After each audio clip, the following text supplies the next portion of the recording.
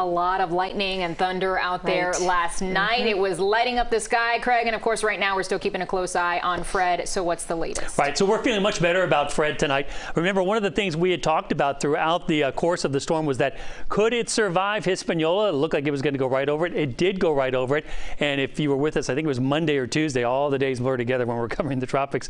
I talked about the Debbie scenario from 2000 where the storm, Debbie was expected to be a big deal, and then it went across. Hispaniola was torn apart and eventually dissipated. And surprisingly, or maybe not surprisingly, Fred has taken pretty much the life cycle of Debbie and was a pretty strong, or at least potentially strong looking system. And now it is a struggling tropical storm down there right over Cuba. Now, tropical storms, they have to be over water, warm water, to get their energy. And that's not the case now. Part of the circulation is over land here. So no expectation of any strengthening. However, there is the possibility that once it gets back over water, if it gets back over water, because so far the track has been a little farther south than forecast.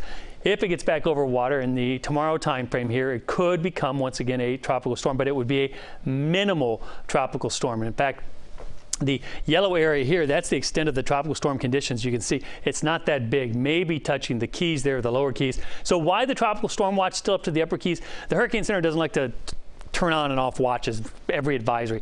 Once watches go up, they usually stay up until the storm has passed, because the Hurricane Center is all about consistency, not flip-flopping, slow changes as we go forward, and that's the right way to do it. There's the Sunday afternoon time frame. There is the Monday time frame up there. So as you can see, it is to the west of us, but a lot of that moisture is coming our way. There is the circulation kind of being lost there in all the thunderstorms that have blown up, and once again, as I said earlier, all these cloud tops are blowing to the northeast thanks to the wind shear.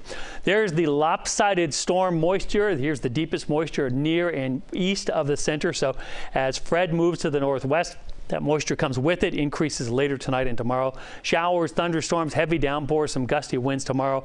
On Sunday as well, still a pretty stormy day expected.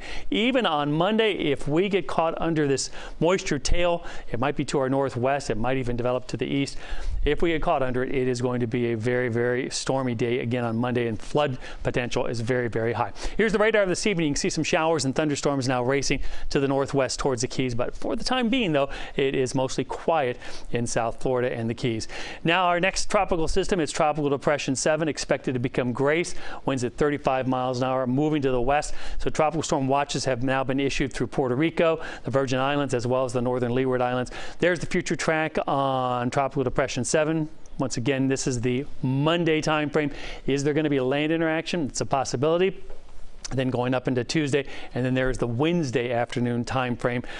What's going to happen here with Grace, we don't know, because many of the models go right over Hispaniola once again. Is it once again a tropical depression moving to the west, or is it a little bit to the north there and it misses the land interaction? It's a possibility. It's just way too early to tell. We just have to keep that in the back of our minds. Wednesday is the time frame we might have to deal with Grace. Passing storms, heavy tonight. They'll be moving in later on this evening. A low near 78.4 tomorrow. Look for a very stormy day. Flood watch is in effect for the possibility of widespread flooding, gusty downpours, high near 84. On the water, kind of rough out there. Not the best boating day, taking us through the weekend into next week. I've got two named storms on there, potentially named, I should say, with Grace on the Wednesday, Thursday time frame. Back to you.